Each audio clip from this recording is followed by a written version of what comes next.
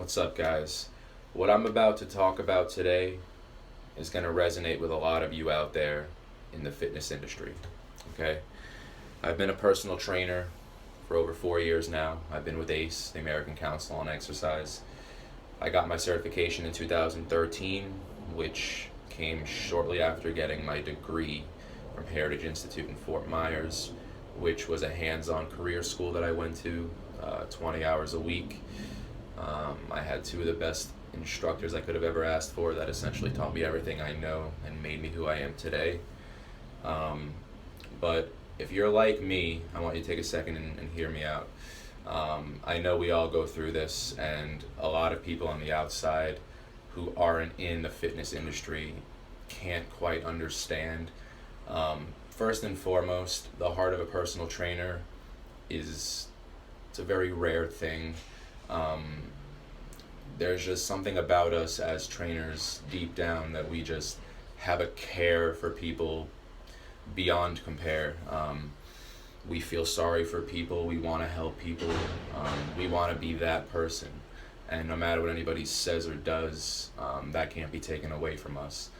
Um, and it shows through our work ethic. Like, if you're like me, for example, corporate gym, you go in, you start your clients at 5, 6 a.m. Your schedule is open. They want you to open up your schedule every single day, make yourself available so that when they sell training, they can kind of just plug it in and they can generate their business. But they're not taking into account your personal life or what's in your best interest.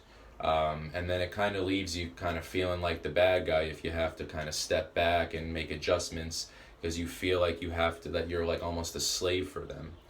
And I mean, my record, I had 25 sessions in a day once. So, those are half-hour sessions. So that's, 12 and a half hours. And I barely was eating. And when you're a trainer like that and it's 30 minutes, 30 minutes, 30 minutes, it's bang, bang, bang, on to the next, on to the next. And you don't even have time to think about hydration or what you're eating or how to take care of yourself. And at the end of the day, you're exhausted, your body hurts. And it's a tough lifestyle because you care about your clients.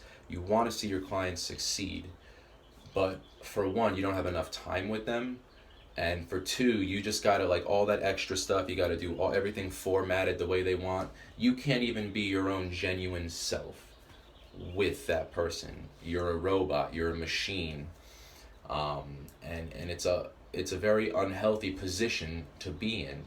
I wish, and I've hoped for the longest time that gyms would raise the pay for trainers, because it's like, what does that say about us?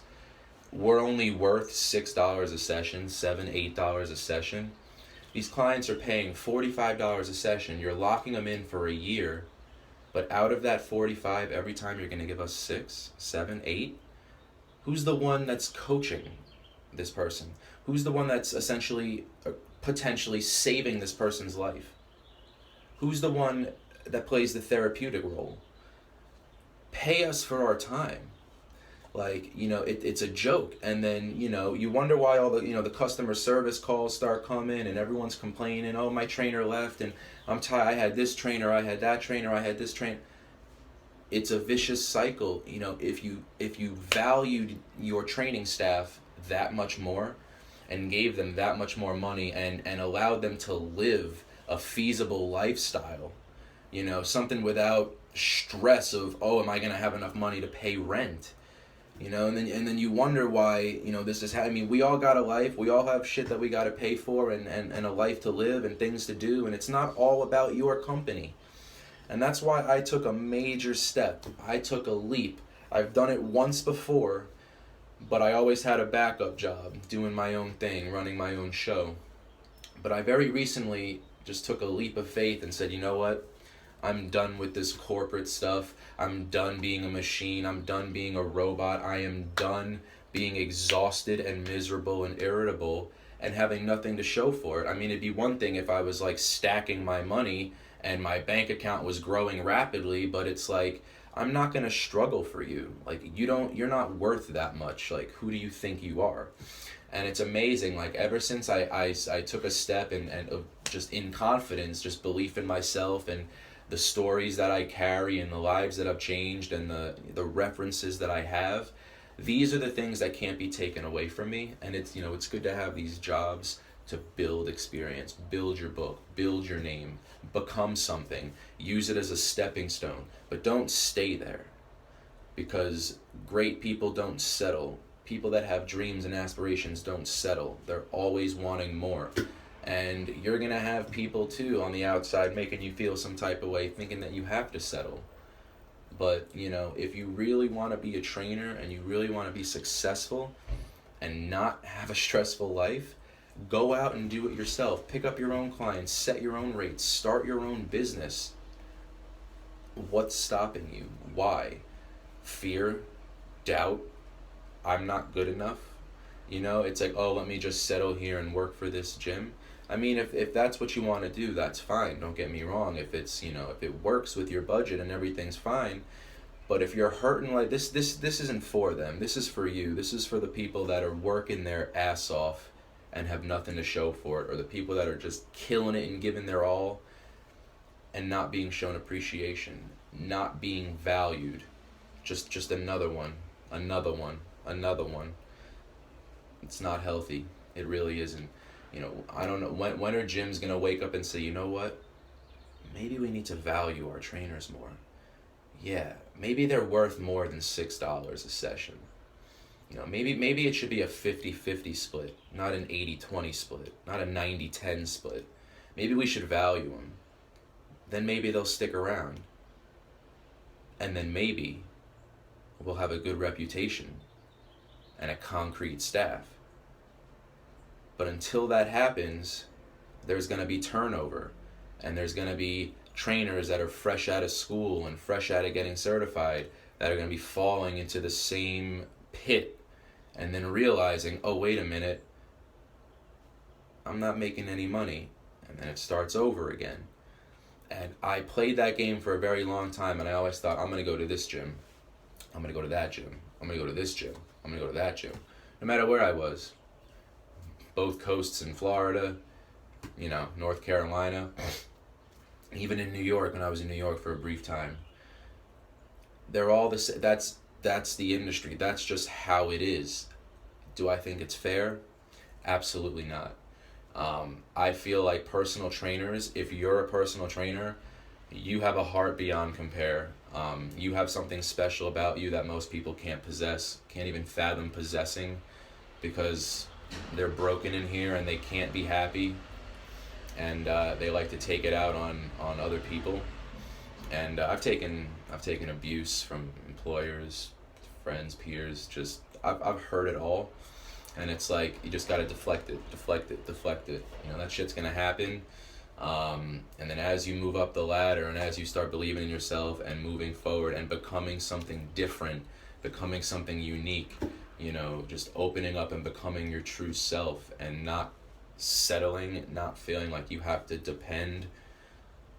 It's a free feeling. And it's like, I remember going to these gyms and being like, this one, he's going to tell me I need to do this, and that. Like, I have my own personal way that I do things. Like, nobody's the same. Every single trainer is different. And that's what's awesome about this industry. And it's like, you don't tell another trainer what to do. Like, this is how this trainer works with their clients. And it's like, clients are gonna, that's the beauty of training. A client has options. I want to work with him. I want to work with her. I want to work with this one. I want to work with that one. Because something is gonna, pop a light bulb on in their head and be like, that's interesting. He's cool. He's different. I like his style. I want to work with him or her. I like what she does. Ooh, how does she have legs like that? How does she have a butt like that? I want that. And it's like, every trainer is going to come up with their own way of how to do things. And that's the beauty of it, because you're unique. You're not trying to be. You don't want to be like that person. You don't want to be like them. You want to be you. Set your standards, believe in yourself, step out of the box, get creative, ask for help, form connections, network, market, just believe. Because I just see it. All the gyms I go into, I can feel the trainers are just like A lot of them aren't motivated. They're not paying attention. You can just see it, and then and in the clients too. It's like there's a disconnect. Very seldom. I mean, not that there aren't any, because I have seen plenty of great trainers in my day. But very seldom do I actually look at a training session and say, yeah, hell yeah, that's awesome. It's like there's something missing, and trainers possess a level of empathy that a lot of people lack too. And it's great. Like, all my clients along the way, I've heard so many stories.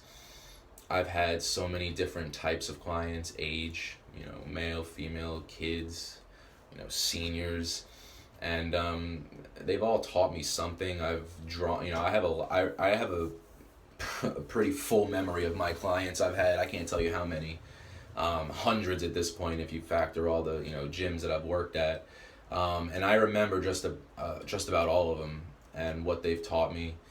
And I still keep in touch with a lot of them, and that's what it is. A personal trainer is not a temporary. No, you're a companion of this person. You are a friend to this person for the rest of your life, but you're more than a friend. You're a family. It's a love. It's a relationship. It's deeper than that. And if that's not what it is for you, then you're in the wrong field. It really is. With training, it's mind, body, and soul. And you cannot, if you're seeing somebody one time a week for 30 minutes, that is not enough time. You got to think it's therapeutic. You got to think they have stuff that they need to vent about. It shouldn't be a rush. Let them come in, de-stress. If you're stressed out, if you're worked up, everything's going to slow down anyway, so it defeats the purpose. You got to come into a session, you got to breathe. You got to talk, you got to vent, you got to talk about your problems, what's going on in your life, what's bothering you. Let that shit out. Let somebody hear you. Let somebody tell you that you're not crazy. Let somebody motivate you and push you, inspire you. Say, hey, don't give up. I know you're feeling down. You got this. Tomorrow's a new day. Push. Like, you got to have that factor. You got to be that person. You can't be scared. And it's not a comfort thing. It's